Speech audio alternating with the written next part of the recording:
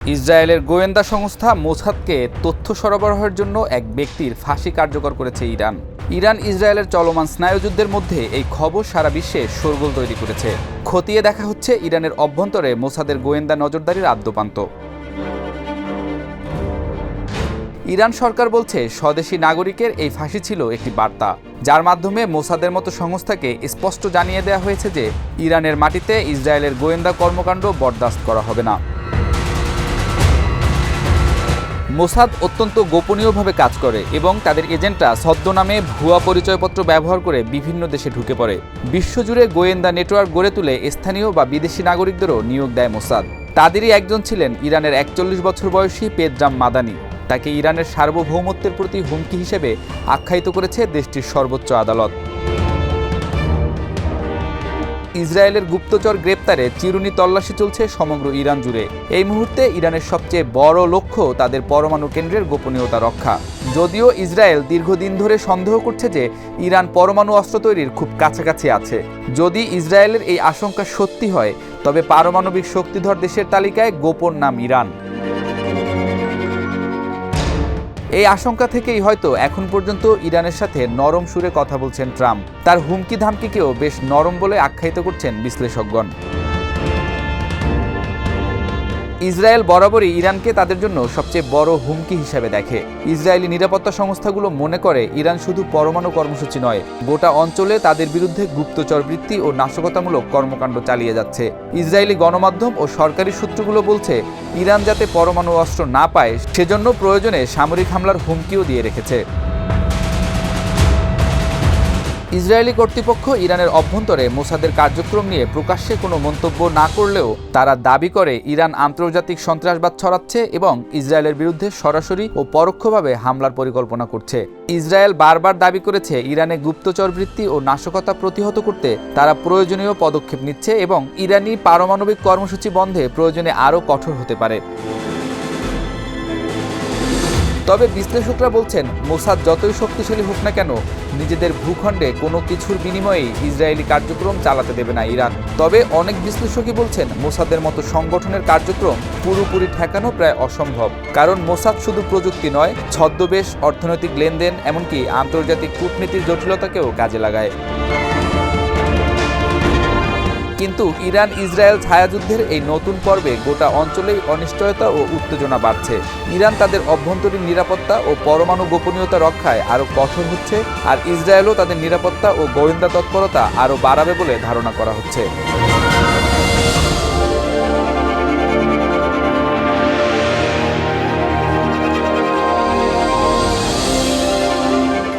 ইয়েমেনের বাসিন্দাদের পবিত্র হজ পালনের অধিকারটুকুও কেড়ে নিল ইসরায়েল। ইয়েমেনের সর্বশেষ যাত্রীবাহী বিমানে ক্ষেপণাস্ত্র হামলা চালিয়েছে নেতানিয়াহু। এই মুহূর্তে ইয়েমেনের আর কোনো বিমান নেই যা হজ যাত্রীদের সৌদি আরবে পৌঁছে দেবে।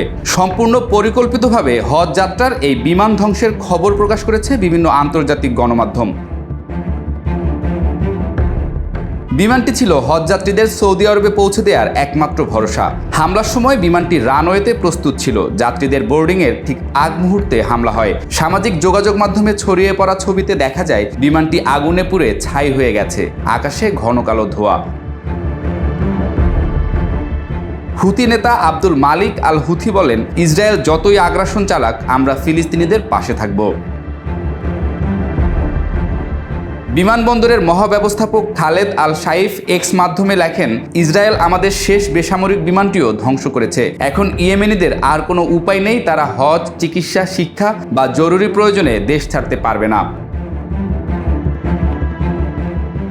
ইয়েমেনি এয়ারওয়েজ এক বিবৃতিতে জানিয়েছে, এই হামলার কারণে সানা বিমানবন্দর থেকে সব ধরনের ফ্লাইট অনির্দিষ্টকালের জন্য বন্ধ রাখা হয়েছে। হামলার সময় বিমানটি গত কয়েকদিন ধরে দিনে 2 বার করে হজযাত্রীদের জেদ্দা পৌঁছে দিচ্ছিল। এ সপ্তাহের শুরুতে প্রায় 300 যাত্রীকে সৌদি আরবে নিয়ে যাওয়া হয়েছিল। ইসরায়েলি প্রতিরক্ষা মন্ত্রী ইসরায়েল কাটজ বলেন, যারা ইসরায়েলকে আঘাত করবে তাদের চড়া মূল্য দিতে হবে। প্রধানমন্ত্রী নেতানিয়াহু আরও বলেন, হুথিরা শুধু উপসর্গ, মূল চালিকা শক্তি ইরান। হুথি নিয়ন্ত্রিত আল মাসিরা টিভি জানায়, হামলায় বিমানবন্দরের রানওয়ে ও বিমান দুটোই টার্গেট করা হয়।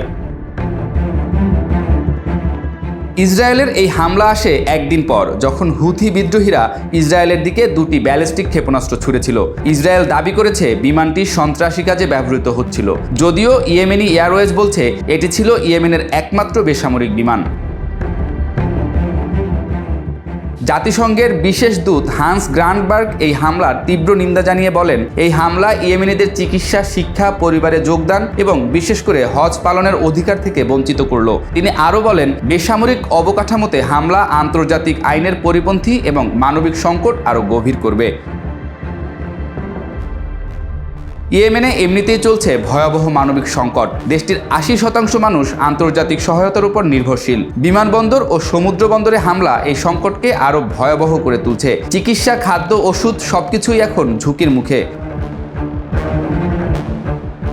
2015 সাল থেকে হুতি বিদ্রোহীদের সঙ্গে সৌদি নেতৃত্বাধীন জোটের যুদ্ধ চলছে। 2023 সালের অক্টোবর থেকে গাজায় ইসরায়েলি হামলার প্রতিবাদে হুথিরা ইসরায়েল ও লোহিত সাগর থেকে চলাচল করা জাহাজে হামলা শুরু করে, যার জবাবে ইসরায়েল ও পশ্চিমা জোট ইয়েমেনে পাল্টা হামলা চালাচ্ছে। এই মুহূর্তে ইয়েমেনের সাধারণ মানুষ, বিশেষ করে হজ যাত্রীরা চরম অনিশ্চয়তায়। আন্তর্জাতিক মহল বলছে অবিলম্বে বেসামরিক অবকাঠামো ও মানবিক করিডোর রক্ষার জন্য সব পক্ষকে সংযম দেখাতে হবে। ইসরায়েলের এই হামলা শুধু একটি বিমান নয়, ইয়েমেনের হাজারো মানুষের শেষ আশাটুকু ধ্বংস করেছে। যুদ্ধের রাজনীতিতে সাধারণ মানুষের অধিকার বারবার পদদলিত হচ্ছে, বিশেষ করে ধর্মীয় ও মানবিক অধিকার।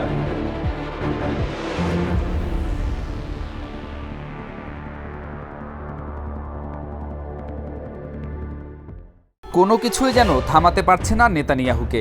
অভিভাবক যুক্তরাষ্ট্রকে ডিঙিয়ে গিয়ে নিজের মতো সিদ্ধান্ত নিতে শুরু করেছে ইসরায়েল, যাকে এক অশনি সংকেত বলে উল্লেখ করছেন আন্তর্জাতিক বিশ্লেষকগণ, যা রীতিমতো বিভিন্ন গণমাধ্যমের প্রধান শিরোনামে পরিণত হয়েছে। নেতানিয়াহুর এই একগুঁয়েমি ও যুক্তরাষ্ট্রকে উপেক্ষা করার প্রবণতা আন্তর্জাতিক রাজনীতিতে নতুন সংকট তৈরি করেছে। গাজায় চালানো বর্বরোচিত হামলার প্রতিবাদে এতদিন বিশ্ব নেতারা চুপ করে থাকলেও এখন তারা একে একে মুখ খুলতে শুরু করেছেন, যা এক অবিস্মরণীয় বদল এনে দিতে পারে মুক্তিকামী ফিলিস্তিনিদের জন্য। বিশ্ব নেতাদের প্রতিবাদে আন্তর্জাতিক রাজনীতিতেও নড়তে শুরু করেছে ইসরায়েলের অবস্থান। তাদের ভাষ্যমতে স্মরণকালের ভয়াবহ হত্যাযজ্ঞ চালানোর পরিণতি ভোগ করতে হবে নেতানিয়াহুকে। কিসের বলে নেতানিয়াহু ট্রাম্পের প্রস্তাবেও অসম্মতি জানানোর সাহস পাচ্ছেন, তা নিয়ে সারা বিশ্বে চলছে চুলচেরা বিশ্লেষণ। যে দেশ মার্কিনীদের সহায়তায় টিকে আছে, সেই দেশের এমন দাম্ভিকতার রহস্য উন্মোচনের চেষ্টা করছে খোদ মার্কিনীরাও।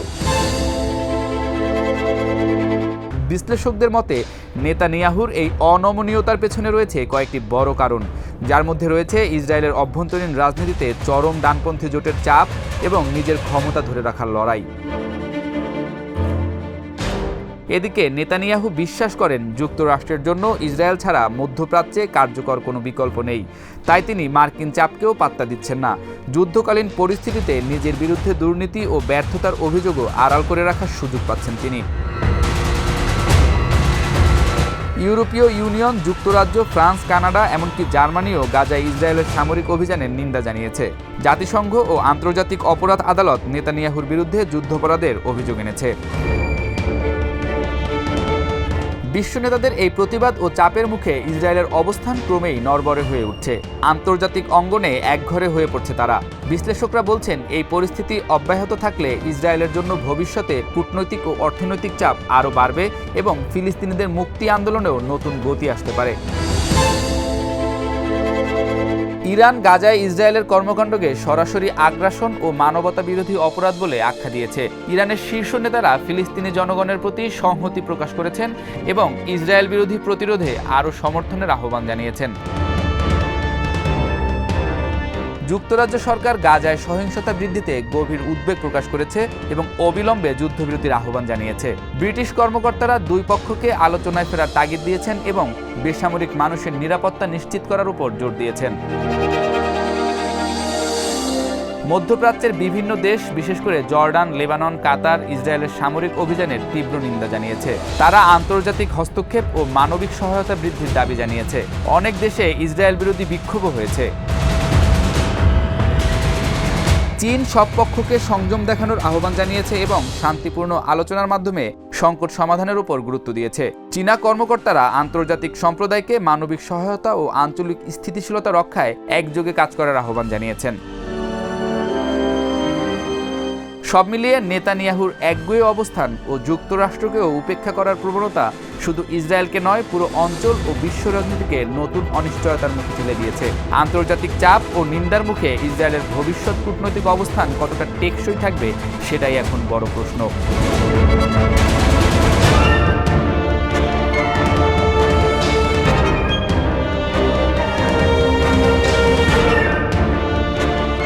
ইরানের সাথে যুক্তরাষ্ট্রের চুক্তির সম্ভাবনা যখন অনেকটাই এগিয়ে গেছে, তখন ইসরায়েল দেয়াল হয়ে দাঁড়িয়েছে, যা ভালোভাবে নিতে পারেনি যুক্তরাষ্ট্র।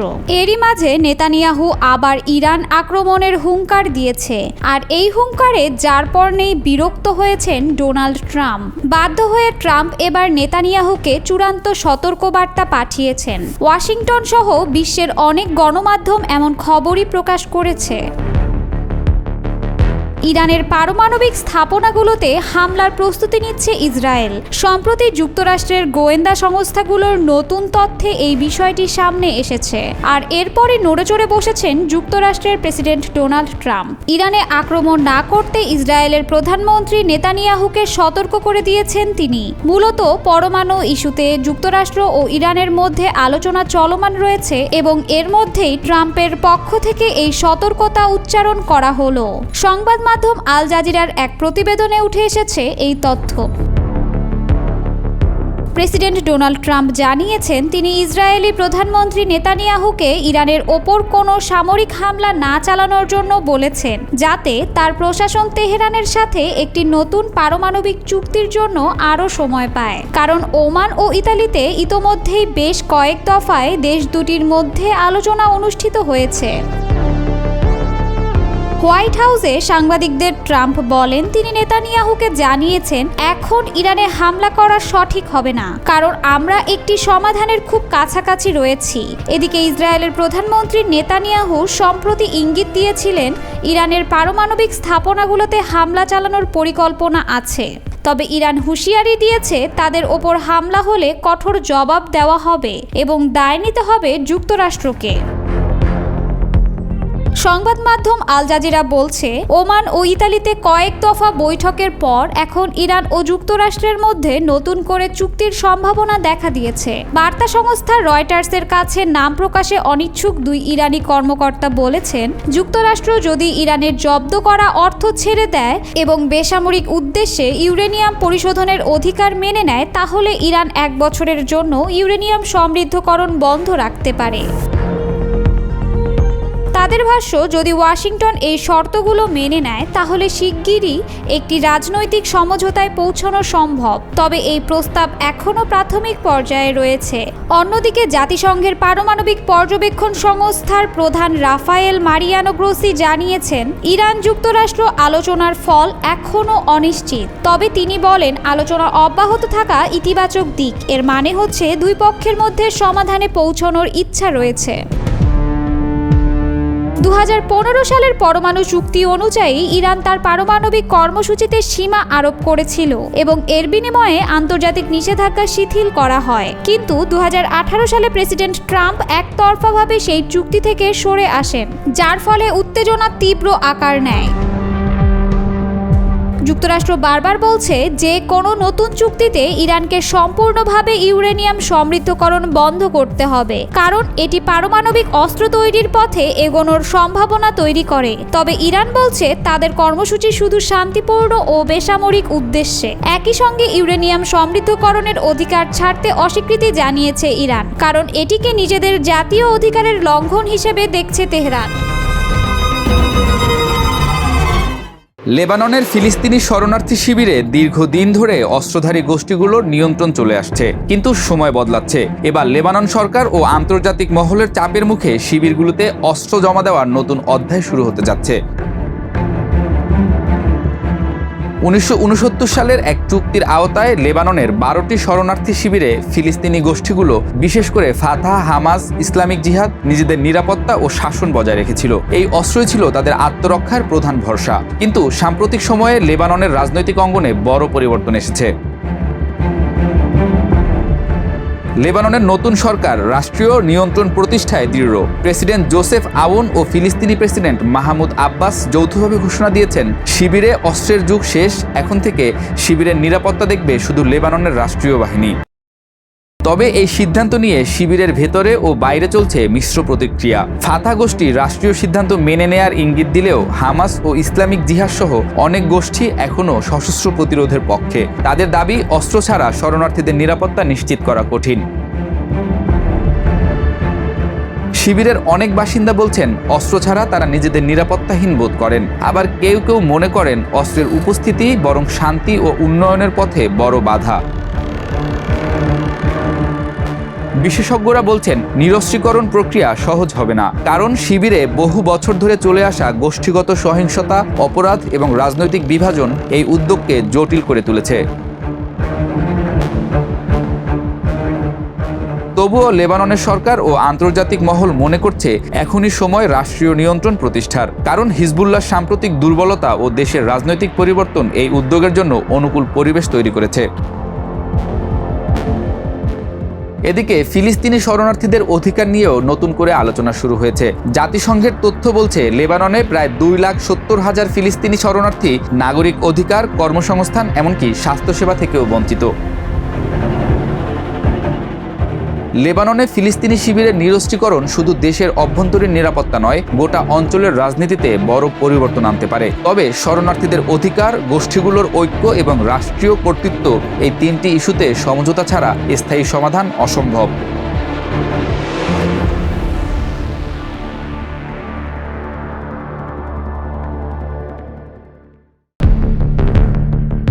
কিছুদিন আগেও ইসরায়েলের বিপক্ষে বিশ্ব দরবারে ক্ষমতাসীনরা কোনো কথা বলেননি। গাজার পক্ষে কিছু কথা বললেও নেতানিয়াহুর কর্মকাণ্ডের বিরুদ্ধে কারো গলা চড়াও হয়নি। তবে দিন বদলে গেছে। সাম্প্রতিক কিছু ঘটনায় পুরোপুরি উল্টে গেছে বিশ্ব নেতাদের সুর। গাজায় ইসরায়েলি আগ্রাসনের ঘটনা একের পর এক পুরো বিশ্বকে নাড়িয়ে দিয়েছে। একসময় যারা ছিল ইসরায়েলের ঘনিষ্ঠ মিত্র, তারাও আজ মুখ ফিরিয়ে নিচ্ছে। মানবতা, ন্যায় বিচার এবং বিবেক, এই তিন শক্তির কাছে আজ হার মানছে এক সামরিক পরাশক্তি। ইতিহাস বলছে 2023 সালের 7 অক্টোবর হামাসের আকস্মিক আক্রমণের রক্তে ভেসে যায় ইসরায়েল। প্রাণ হারান অনেক মানুষ, জিম্মি করা হয় প্রায় 2.5 শতাধিক ইসরায়েলিকে। প্রতিশোধে উত্তাল হয়ে ওঠে ইসরায়েল। যুদ্ধ ঘোষণা করা হয় গাজার বিরুদ্ধে। শুরু হয় হামাস নির্মূল অভিযান, কিন্তু অল্প সময়ে এই যুদ্ধ রূপ নেয় একতরফা ধ্বংসযজ্ঞে। ইসরায়েলের যুদ্ধ কৌশল এখন আর কেবল জঙ্গি দমনের মধ্যে সীমাবদ্ধ নেই, এটি পরিণত হয়েছে একটি সম্পূর্ণ জনগোষ্ঠীর বিরুদ্ধে নিষ্ঠুর অভিযানে।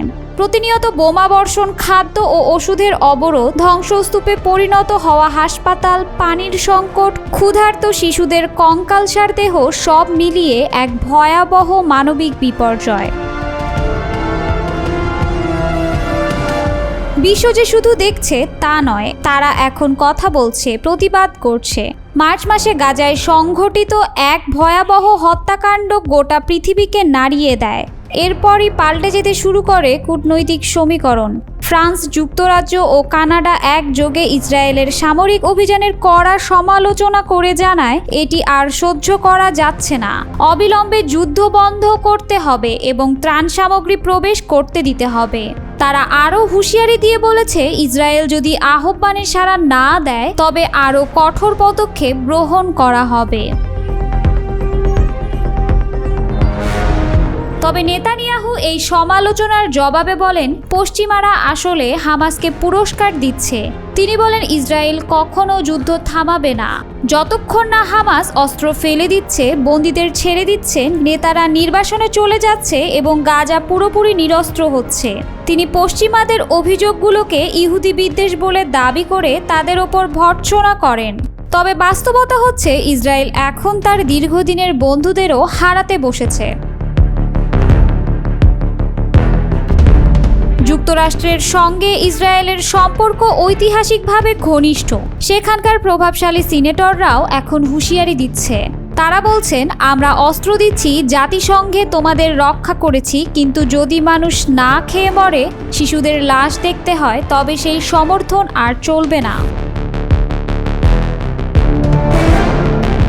এদিকে ইউরোপীয় ইউনিয়ন, জার্মানি, ইতালি সহ 23টি দেশের পররাষ্ট্রমন্ত্রীরাও যৌথ বিবৃতি দিয়ে বলেছেন, ইসরায়েল আন্তর্জাতিক আইন লঙ্ঘন করেছে।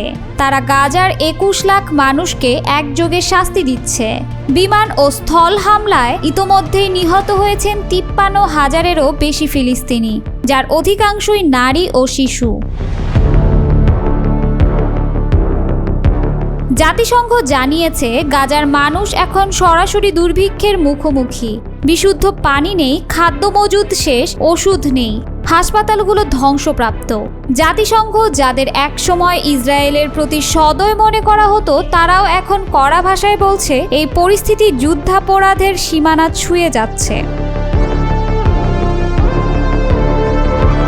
ইসরায়েলি সাংবাদিক ও মানবাধিকার কর্মী গিদিয়ন লেভির ভাষায়, গাজা এখন আমাদের জাতিগত বিবেকের আয়না। আজ আমরা কেমন রাষ্ট্র হয়ে উঠেছি তা দেখা যাচ্ছে গাজার শিশুদের চোখে। এখন এই যুদ্ধ কেবল হামাস বনাম ইসরায়েলের সংঘর্ষ নয়, এটি হয়ে উঠেছে মানবতার লড়াই। গাজার প্রতিটি কান্না, প্রতিটি ধ্বংসস্তূপ এখন প্রতিধ্বনি তুলছে বিশ্বের রাজনীতি আর জনমতেও। সিএনএনের এক সাম্প্রতিক বিশ্লেষণ বলছে, ইসরায়েলের কূটনৈতিক অবস্থান এখন দুর্বল। আন্তর্জাতিক অপরাধ আদালতে উঠেছে যুদ্ধাপরাধের অভিযোগ। বহু দেশ এখন ফিলিস্তিনকে স্বীকৃতি দেওয়ার পথে। ফ্রান্স এমন একটি সম্মেলনের আয়োজন করছে যেখানে এই সিদ্ধান্ত চূড়ান্ত হতে পারে। যুক্তরাজ্যও একই পথে হাঁটছে। ইসরায়েল দাবি করছে এই চাপ আসলে হামাসকে বিজয়ী করবে, কিন্তু বাস্তবতা হলো এই মুহূর্তে সময় আর তাদের পক্ষে নেই। যুদ্ধের ছবি, ধ্বংসের দলিল, শিশুর মৃতদেহ, সব মিলিয়ে ইসরায়েলের অবস্থান এখন আগের মতো গ্রহণযোগ্য মনে করছে না কেউ। বিশ্লেষকরা বলছেন, এখনই সময় ইসরায়েলের আত্মসমালোচনার, না হলে ইতিহাস তাকে ক্ষমা করবে না। তখন সে শুধু গাজার নয়, গোটা বিশ্ব রাজনীতির দরবারেও পরিণত হবে এক নিঃসঙ্গ অভিশপ্ত রাষ্ট্রে, যার কাঁধে থাকবে ধ্বংস, শোক আর প্রতিশোধের ভারী ইতিহাস।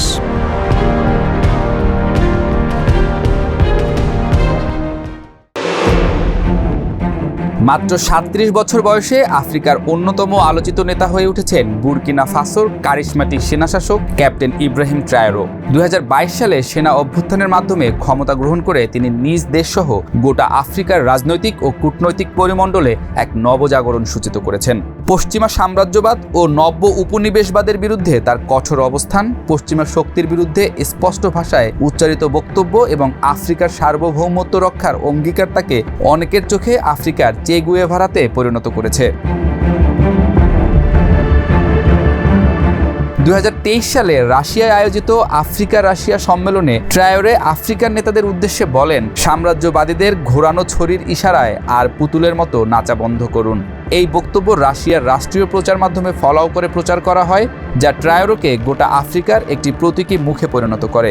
আন্তর্জাতিক গবেষণা প্রতিষ্ঠান কন্ট্রোল রিস্কের সিনিয়র বিশ্লেষক বেভারলি ওচিয়েং বিবিসিকে বলেন, এই একটি বক্তব্যই তাকে একটি আদর্শে পরিণত করেছে। ক্ষমতা গ্রহণের পরই ট্রায়োরে সাবেক ঔপনিবেশিক শক্তি ফ্রান্সের সাথে সম্পর্ক ছিন্ন করেন এবং রাশিয়ার সাথে সামরিক ও অর্থনৈতিক সহযোগিতা জোরদার করেন। রাশিয়ার প্যারামিলিটারি বাহিনী ওয়াগনার গ্রুপের সহায়তায় দেশের নিরাপত্তা পরিস্থিতি নিয়ন্ত্রণের চেষ্টা চালাচ্ছেন তিনি। সম্প্রতি রাশিয়ার ভিক্টোরি ডে অনুষ্ঠানে অংশগ্রহণ করে পার্শ্ববর্তী মালি ও নাইজারের সেনাশাসকদের সঙ্গে বৈঠকে মিলিত হন তিনি।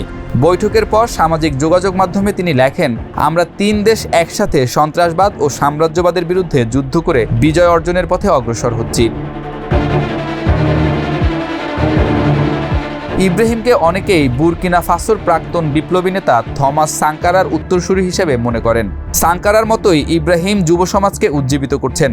গণমাধ্যম, মিম ও সোশ্যাল মিডিয়ায় তার বিপ্লবী ভাবমূর্তি অনেকটাই কৃত্রিমভাবে নির্মাণ করা হলেও বাস্তবে এর জনপ্রিয়তা ব্যাপক। ইব্রাহিমের একনিষ্ঠ অনুসারীরা তাকে সাঙ্কারার ভাবধারার পুনর্জাগরণ হিসেবে দেখেন। ইব্রাহিমের জনপ্রিয়তা শুধু আফ্রিকায় সীমাবদ্ধ নয়, আফ্রিকান, আমেরিকান ও কৃষ্ণাঙ্গ ব্রিটিশদের মাঝেও তার বার্তা গভীরভাবে অনুরণিত হয়েছে। গবেষক ওচিয়েং বলেন, যারা বর্ণবাদ, দাসত্ব কিংবা সাম্রাজ্যবাদের অভিজ্ঞতা বহন করে তাদের জন্য ইব্রাহিমের ভাষণ এক বাস্তব চেতনা। তবে সমালোচকদের মতে তার জনপ্রিয়তা যদি দমনপীড়ন বা ক্ষমতার অপব্যবহারে পরিণত হয় তবে তা বিপজ্জনক হতে পারে। ইব্রাহিম ট্রায়োরে ও তার মতো নেতাদের উত্থান পশ্চিম আফ্রিকার রাজনৈতিক মানচিত্রে এক নতুন যুগের সূচনা করেছে। মালি, নাইজার এবং বুরকিনা ফাসো, এই 3 দেশ আজ পশ্চিমা মডেল থেকে দূরে সরে নিজস্ব পথে হাঁটছে। গবেষক আইকিন্সের মতে যদি ট্রায়োরে একনায়কতন্ত্রের ফাঁদে না পড়ে সত্যিকার অর্থে সুশাসন ও ন্যায়ের পথে এগোতে পারেন, তবে তিনি হতে পারেন আফ্রিকার ইতিহাসের অন্যতম শ্রেষ্ঠ নেতা।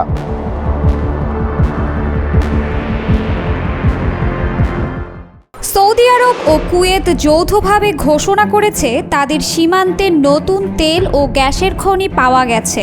কয়েক শত কোটি ব্যারেল তেল এবং হিসাব ছাড়া গ্যাসের মজুদ রয়েছে ওই খনিতে, যা নতুন করে ভাবিয়ে তুলেছে যুক্তরাষ্ট্রকে। এমনকি চীনের চোখও পড়েছে নতুন আবিষ্কৃত খনিতে।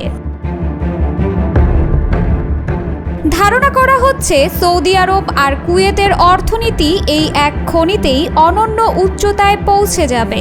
যুক্তরাষ্ট্র আর চীনও এই আবিষ্কারের ঘটনায় সাধুবাদ জানিয়েছে। ট্রাম্প আর শি জিনপিং বলেছেন, এই খনি থেকে সফলভাবে তেল সংগ্রহ শুরু হলে সারা বিশ্বে তেলের দাম অনেক কমে যাবে। আর এই খনি থেকে তেল উত্তোলনের জন্য যুক্তরাষ্ট্র আর চীন তাদের প্রযুক্তি দিয়ে সহায়তাও করতে চায়।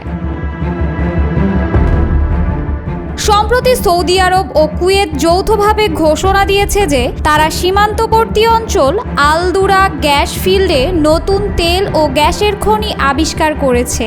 এ আবিষ্কার মধ্যপ্রাচ্যের শক্তি খাতে এক নতুন সম্ভাবনার দ্বার খুলে দিয়েছে বলে মনে করছেন জ্বালানি বিশ্লেষকরা। সৌদি আরব তেল কোম্পানি আরামকো এবং কুয়েতের কেজিওসি যৌথভাবে অনুসন্ধান কার্যক্রমের মাধ্যমে এই নতুন খনির সন্ধান পান। প্রাথমিক জরিপে জানা যায় যে এই খনিতে কয়েকশো কোটি ব্যারেল তেলের মজুদ রয়েছে। এছাড়া এখানে প্রচুর পরিমাণ প্রাকৃতিক গ্যাসের সম্ভাবনাও রয়েছে, যা ভবিষ্যতে এলএনজি রপ্তানির ক্ষেত্রে গুরুত্বপূর্ণ ভূমিকা রাখতে পারে। এদিকে বাংলাদেশ সৌদি আরব ও কুয়েত থেকে উল্লেখযোগ্য পরিমাণে জ্বালানি আমদানি করে থাকে। নতুন খনি আবিষ্কারের ফলে যদি সরবরাহ বৃদ্ধি পায় এবং আন্তর্জাতিক বাজারের দাম স্থিতিশীল থাকে, তাহলে বাংলাদেশের জ্বালানি খাতে কিছুটা স্বস্তি আসবে বলে বিশেষজ্ঞরা আশা করেছেন। সৌদি আরবের জ্বালানি মন্ত্রী প্রিন্স আব্দুল আজিজ বিন সালমান এক বিবৃতিতে জানান, আমরা নিরপেক্ষ অঞ্চলের উত্তর পূর্ব অংশে অত্যন্ত সম্ভাবনাময় একটি তেলের খনি শনাক্ত করেছি।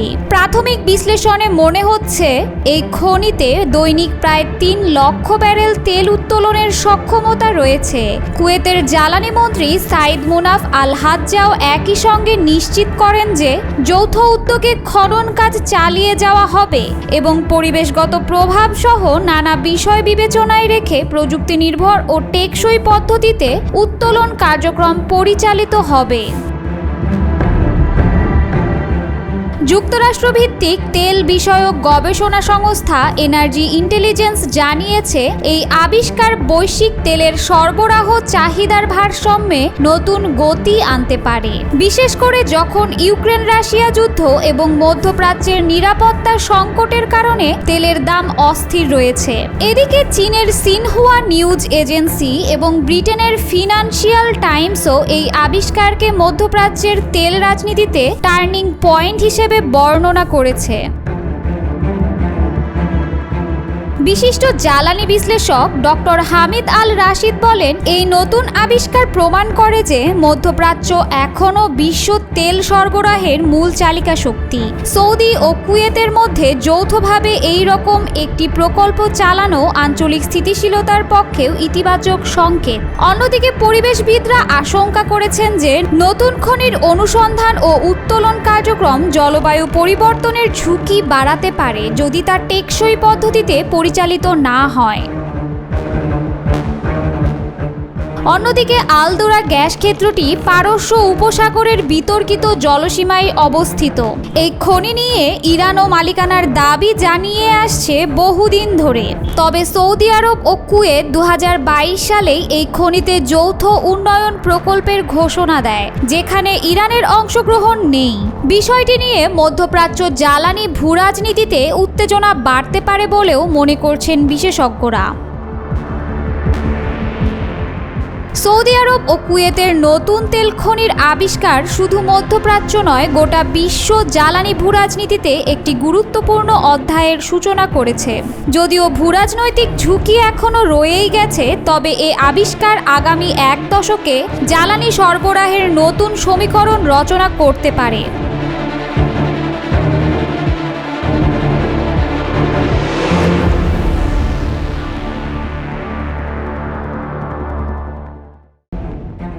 একসময়ের তারকা ক্রিকেটার ও পাকিস্তানের সাবেক প্রধানমন্ত্রী ইমরান খান দীর্ঘদিন ধরে কারাবন্দী রয়েছেন। তবে ভারত পাকিস্তান যুদ্ধের পর থেকেই আলোচনায় এসেছেন তিনি। এখন ব্যাপকভাবে আলোচনা চলছে ইমরান খানের কারামুক্তি নিয়ে। অনেকেই আশা করছেন এবার হয়তো মুক্তি পাবেন সাবেক এই তারকা ক্রিকেটার এবং রাজনীতিবিদ। কারাবন্দী সাবেক প্রধানমন্ত্রী ইমরান খানের মুক্তির লক্ষ্যে তার বোন আলিমা খানের দেয়া আলোচিত গিভ অ্যান্ড টেক প্রস্তাবকে বিবেচনার যোগ্য বলে মন্তব্য করেছেন দেশটির প্রতিরক্ষামন্ত্রী খাজা আসিফ। মঙ্গলবার জিও নিউজের আজ শাহজেব খানজাদাকে সাত নামের টক শোতে উপস্থিত হয়ে খাজা আসিফ বলেন, আলিমার প্রস্তাবটি একটি দুর্বল প্রচেষ্টা হলেও সেটিকে একেবারে উড়িয়ে দেয়া যায় না। বিষয়টি তদন্ত সাপেক্ষে দেখা যেতে পারে। খাজা আসিফ আরও বলেন, সাবেক শাসক দলের পক্ষ থেকে বারবার সংলাপের আহ্বান এলেও দলটির বক্তব্য ও অবস্থান এখনও অস্পষ্ট। আসলেই কি তারা সংলাপ চায় নাকি নিজেদের স্বার্থ রক্ষার জন্য শুধু ডিল খুঁজছে?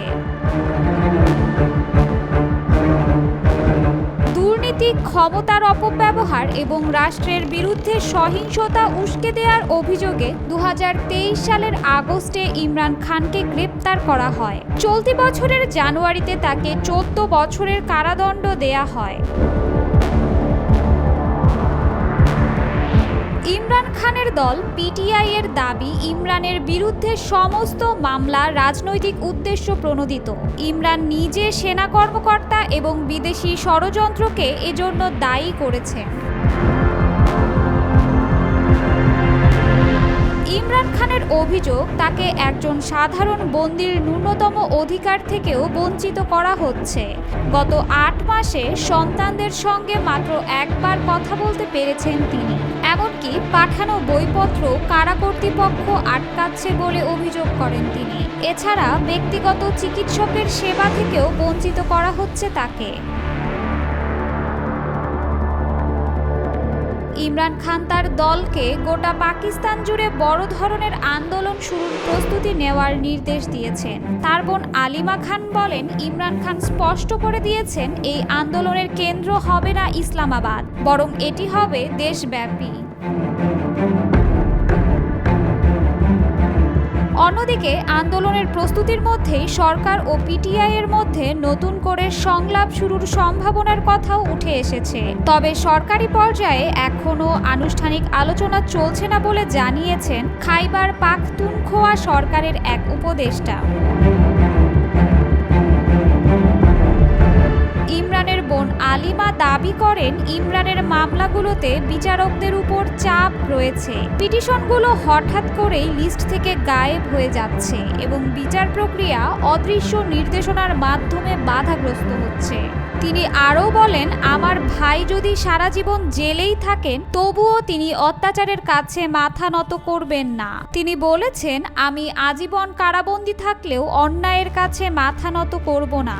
আলিমা জানান, পিটিআই বর্তমানে শক্ত অবস্থানে না থাকলেও আলোচনার টেবিলে বসে একটি পারস্পরিক বোঝাপড়ার পথ খোলা রাখতে চায়।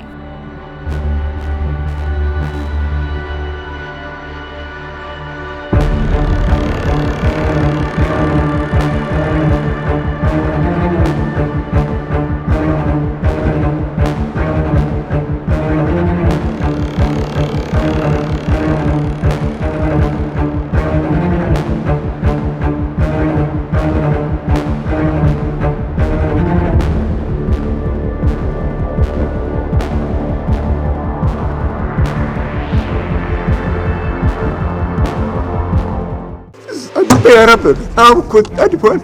জাতিসংঘ আয়োজিত বিশ্ব নিরাপত্তা বিষয়ক সভায় কান্নায় ভেঙে পড়লেন রিয়াদ মানসুর। তার বক্তব্য চলাকালীন সভায় উপস্থিত অনেকেই চোখের পানি ধরে রাখতে পারেননি। It's unbearable. How could anyone? Excuse me, Mr. President. জাতিসংঘে নিয়োজিত ফিলিস্তিনের রাষ্ট্রদূত রিয়াদ মানসুর কাঁদতে কাঁদতে বলেন, আমারও নাতি নাতনি আছে, আমি জানি তাদের পরিবারের কাছে তারা কতটা গুরুত্বপূর্ণ। তিনি নিরাপত্তা পরিষদের উদ্দেশ্যে বলেন, আর কতজন মারা গেলে আপনারা কিছু করবেন? I have grandchildren. I know what they mean to their families. And to see this situation of the Palestinians without us having hearts to do something is beyond the ability of any normal human being to tolerate. ইসরায়েলের বিরুদ্ধে মানসুরের অভিযোগ, তারা কৃত্রিমভাবে সাহায্য প্রবাহের ভান তৈরি করছে, অথচ বাস্তবে গাজায় জীবনকে অসম্ভব করে তুলছে। তিনি বলেন, ইসরায়েল যদি সত্যি সাহায্য প্রবেশ করতে দিত তাহলে সীমান্ত খুলে দিত এবং জাতিসংঘের তত্ত্বাবধানে পূর্ণাঙ্গ মানবিক সহায়তা প্রবেশের সুযোগ দিত। We love our children. We love our people. We don't want to see them going through this tragedy. রাষ্ট্রদূত আরও বলেন, ইসরায়েলের আসল উদ্দেশ্য হলো হত্যা, অনাহার আর ধ্বংসের মাধ্যমে ফিলিস্তিনিদের দেশ ছাড়া করা। তিনি সভায় ফিলিস্তিনি বন্দীদের সাথে করা জঘন্য আচরণের ভয়াবহতাও তুলে ধরেন। But Netanyahu makes claims of starvation in Gaza, despite the overwhelming evidence. And what proof does he rely on? That Israel takes thousands of prisoners and photographers that photograph them half naked, and that you can see they are not starving. সারা বিশ্বে ঝড় তোলা রিয়াদ মানসুরের এই বক্তব্যের পরেও ফিলিস্তিনিদের রক্ষায় এখন পর্যন্ত কোনো কার্যকরী সিদ্ধান্ত আসেনি। ফিলিস্তিন ইস্যুতে এখনও নেতানিয়াহুকে শাস্তি না দেওয়াটা মানব জাতির ইতিহাসের এক কলঙ্কিত অধ্যায়ে পরিণত হচ্ছে। গোটা পৃথিবীর মানুষের মুখে ধ্বনিত হচ্ছে ফিলিস্তিনিদের মুক্তির দাবি।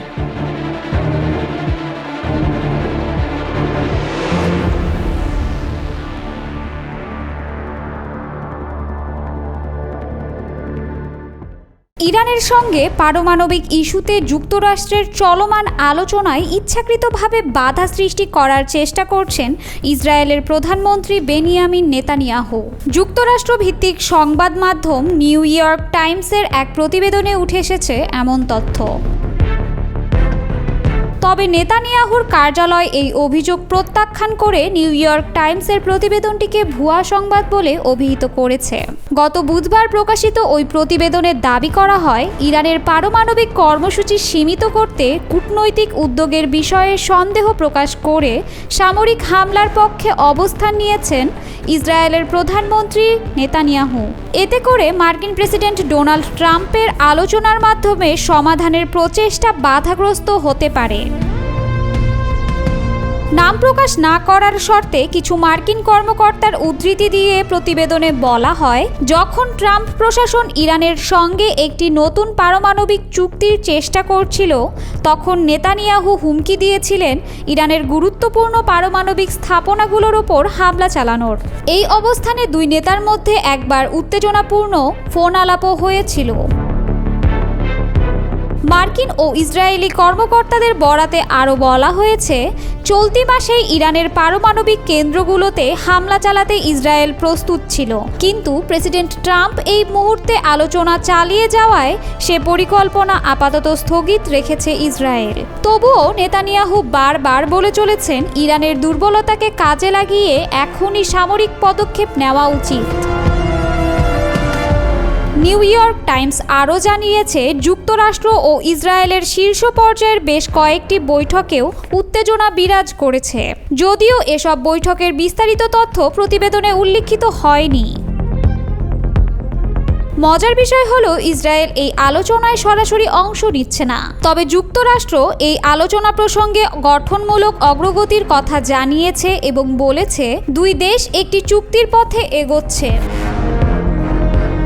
এই আলোচনায় মধ্যস্থতাকারী হিসেবে কাজ করছে ওমান। দেশটি যুক্তরাষ্ট্র ও ইরানের মধ্যে মতপার্থক্য দূর করতে ও সমঝোতা করতে সক্রিয় ভূমিকা রাখছে। এ পর্যন্ত ওমানের রাজধানী মাস্কটে 3টি বৈঠক সহ মোট 5 বার মুখোমুখি আলোচনা হয়েছে। ইরান চায় তাদের উপর আরোপিত নিষেধাজ্ঞাগুলো প্রত্যাহার করা হোক এবং তার বিনিময়ে কিছু পারমাণবিক কার্যক্রম সীমিত করতে রাজি তারা। তবে তারা পারমাণবিক শক্তির শান্তিপূর্ণ ব্যবহারের অধিকার অক্ষুণ্ণ রাখতে চায়। যুক্তরাষ্ট্রের দাবি, ইরানকে পরমাণু সমৃদ্ধকরণ পুরোপুরি বন্ধ করতে হবে। ইরানের প্রধান আলোচক আব্বাস আরাকচি এই শর্ত সরাসরি প্রত্যাখ্যান করেছেন। তিনি স্পষ্ট করে জানিয়েছেন, শূন্য সমৃদ্ধকরণ শর্ত থাকলে আর আলোচনা চলতে পারে না। এই আলোচনার প্রেক্ষাপট তৈরি হয়েছে এমন এক সময়ে যখন ইরান ও পশ্চিমা দেশগুলোর মধ্যে পারমাণবিক আলোচনা কয়েক বছর ধরে অচল অবস্থায় রয়েছে। 2018 সালে প্রেসিডেন্ট ট্রাম্প যুক্তরাষ্ট্রকে ঐতিহাসিক পরমাণু চুক্তি থেকে সরিয়ে নেওয়ার পর নতুন শর্তে চুক্তিটি পুনরুজ্জীবিত করার প্রচেষ্টা চলছে। ইরান চুক্তিকে ঘিরে জটিল কূটনৈতিক পরিস্থিতি আরও ঘনীভূত হচ্ছে। একদিকে মার্কিন প্রেসিডেন্ট শান্তিপূর্ণ সমাধান খুঁজছেন, অন্যদিকে ইসরায়েল সামরিক পদক্ষেপে অনড়। আগামী কয়েকদিনেই বোঝা যাবে এই টানাপোড়েন শেষ পর্যন্ত চুক্তিতে পৌঁছাবে নাকি যুদ্ধের পথে হাঁটবে মধ্যপ্রাচ্য।